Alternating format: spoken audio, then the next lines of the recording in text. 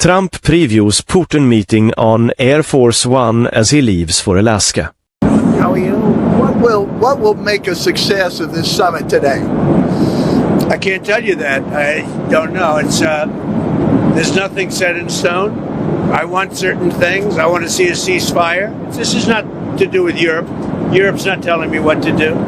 But they're going to be involved in the process, obviously, as will Zelensky. But I want to see a ceasefire rapidly. I don't know if it's going to be today, but I'm not going to be happy if it's not today. Everyone said it can't be today, but I'm just saying I want the killing to stop. I'm in this to stop the killing. You know, we're not putting up any money. We're making money.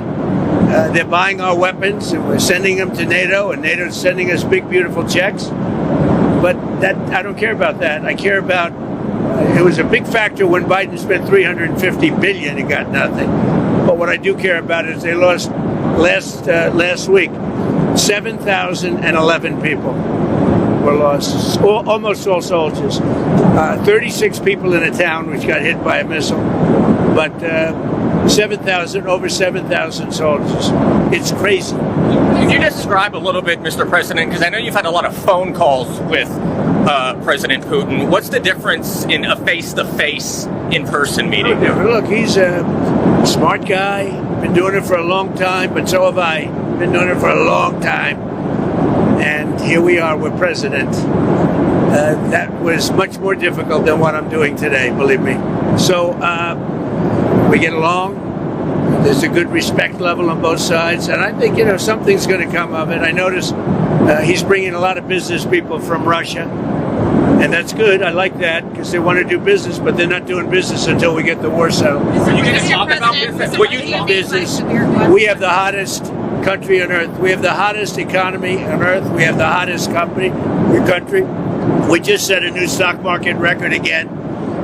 We have hundreds of billions of dollars flowing in from tariffs. We're the hottest. We were a dead country, dead like doornails, a dead country.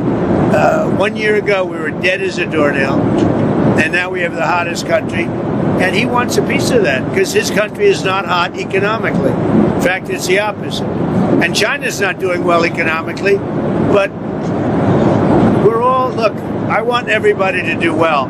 The war's got to stop and the killing's got to stop. Mr. President, what do you stop? Thank you for coming back to take questions. We saw that Russia continued its violence into Ukraine last night, launching even more drones. What did you make of that? I think they're trying to negotiate. He's trying to set a stage. I mean, in his mind, that helps him make a better deal. It actually hurts him. But in his mind, that helps him make a better deal if they can continue the killing.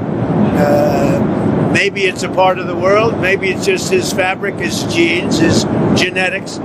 But he thinks that makes him, gives him strength in negotiating. I think it hurts him, but I'll be talking to him about it later. It's on the table for discussions today, Mr. President.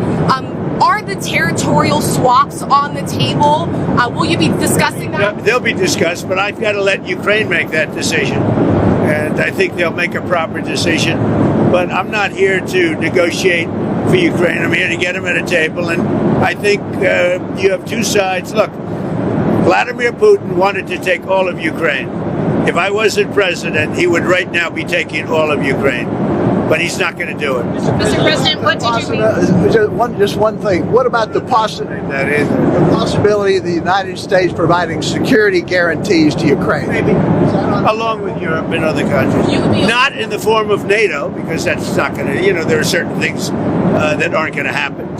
But, along with Europe, there's a possibility of that. Mr. President, the number of business people that President Putin is bringing along, is that something that you want to discuss with President Putin at this meeting? If we make progress, I would discuss it, because that's one of the things that they would like. They'd like to get a piece of what I built in terms of the economy. Just so you know, we were a dead country with our economy. He wouldn't be interested.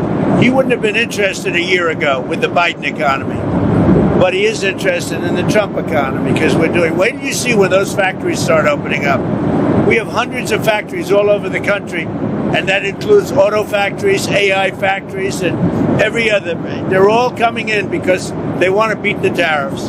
Because if they open here, they don't have to pay tariffs. If they don't open here, they have to pay, in some cases, 200%, 300%.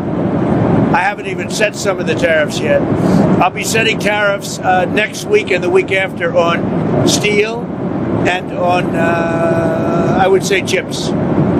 Mr. President, Chips and semiconductors we'll be setting sometime next week after.